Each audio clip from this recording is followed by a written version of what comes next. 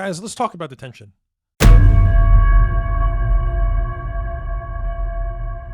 What is going on? Why are drivers not getting paid?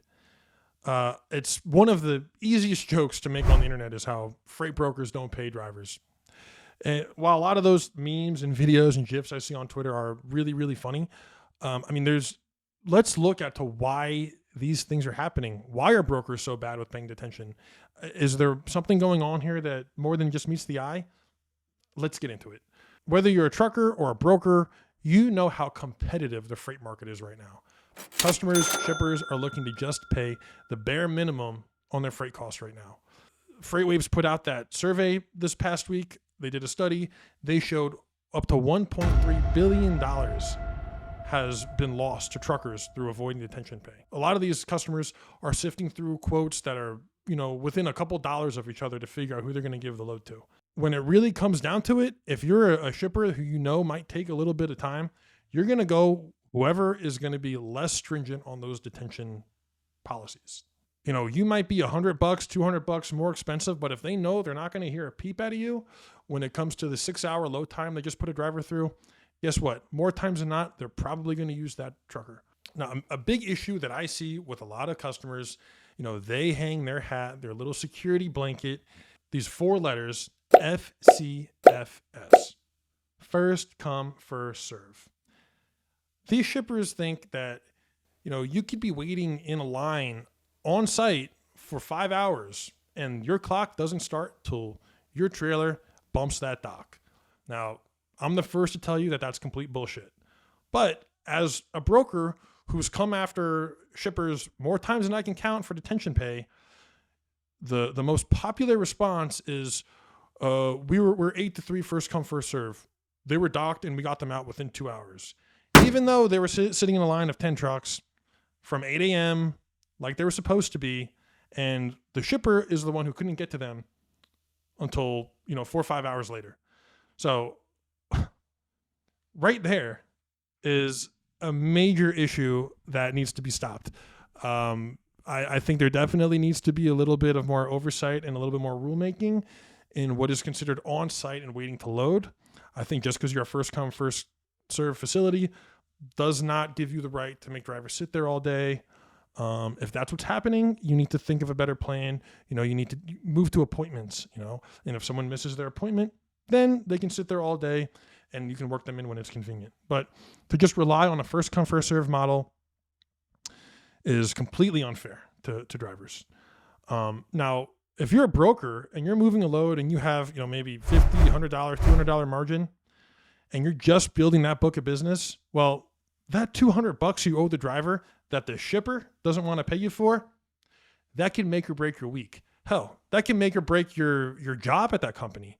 I mean, that can take you from having a commissionable week to a week where you're on the draw. And if you're in sales and you're a broker, the last place you want to be is on the draw. Your days are numbered when that happens. This is just another reason why shippers choose. It's a choice. They choose to use brokers. I mean, if they can eliminate that level of personal connection with the trucker who's, calling them, you hear their voice, you have to respond to their emails. It's a lot harder to say no to that person than it is a broker who, you make them be the bad guy. They're the ones who have to now screw over that driver. And it doesn't matter to you because you're working with a broker. They can treat that carrier unfairly. You don't have to worry about that person wanting to come back because there's plenty of fish in the sea and they know that. That broker, they use them because they can be mean and treat the drivers unfairly and bring them a new fool the next day they have a load who will again sit there in detention, get told no, they'll go kick rocks, and the cycle just keeps on going round and round and round. And there's no reason to ever stop if you're the shipper, but that is just another reason why they choose to use brokers. Now, I like to think that those brokers won't be around very long, but we all know that, there's plenty of bad brokers out there doing this, and you guys should definitely make notes of who they are and not work with them.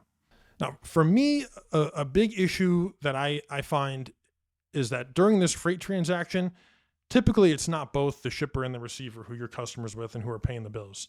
More times than not, you're looking at one side of that party who is responsible for the payment and who's your open line of communication for problems. If you want to try to speed along their workers, you can call that person and say, hey, my guy's been there for an hour. Do you think maybe you can load him a little faster and then we won't have any detention or anything like that?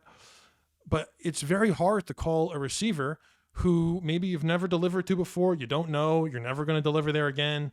And, they're taking 6 hours to unload the truck, but you have no pool for them. They don't owe you any money. Again, you have no relationship with these people. You have to now rely on your customer to push them along. And it further removes your ability as a broker or a trucker to do anything in this situation. You have to now rely on your customer to do the right thing. More times than not, they're not going to pay your detention for, someone not on site. It's just kind of a big finger pointing game that ends up getting lost in the minutia. And if there's going to be lawmaking or rulemaking anywhere, it should probably be to have a little bit more responsibility for your customer to take responsibility for their clients. What's right is right.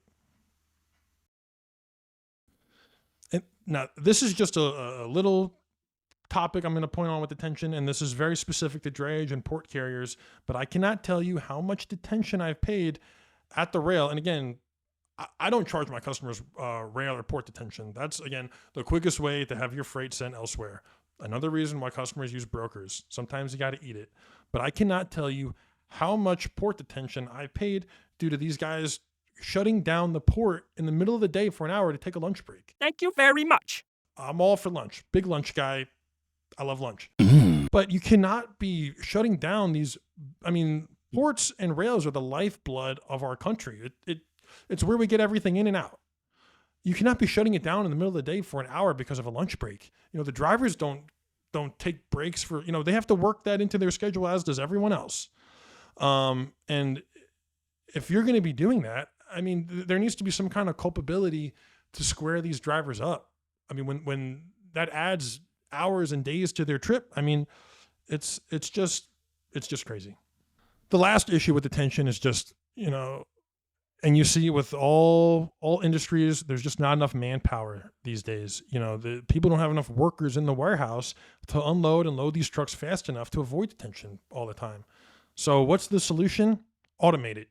And what are you going to automate first? Because you could automate the trucks, you can automate the warehouse. Both probably aren't going to be looking for overtime pay or detention pay, if you're machine working. In my opinion, we're probably closer to an automated warehouse.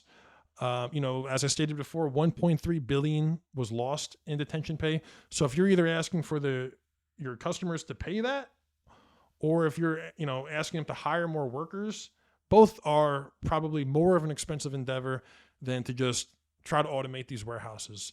The trucks come, boom, it's in and out within an hour. You can work the machines as hard as you want, and you don't have to worry about the slogginess or the intricacies of, an actual warehouse of workers. You just program and let them go.